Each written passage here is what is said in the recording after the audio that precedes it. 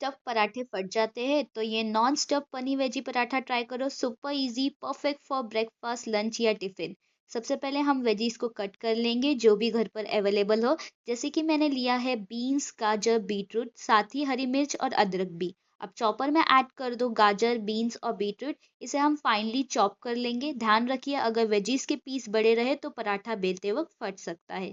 अब एक बाउल में लेंगे फ्रेश पनीर और इसे हाथों से अच्छे से क्रम्बल कर लेंगे। इसमें ऐड करें हरी मिर्च, अदरक, कस्तूरी मेथी, हरी धनिया, चॉप्ड वेजीज, हाफ कप बेसन, 1 कप गेहूं का आटा, साथ ही अजवाइन, कुछ बेसिक मसाले और स्वाद अनुसार नमक।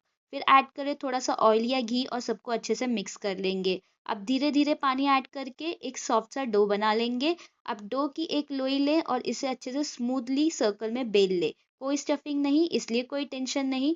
तवा गर्म होते ही पराठा रखिए, दोनों साइड पर थोड़ा सा ऑयल या घी अप्लाई कर कर क्रिस्पी गोल्डन होने तक पकाए। रेडी है हमारा पनीर वेजी पराठा।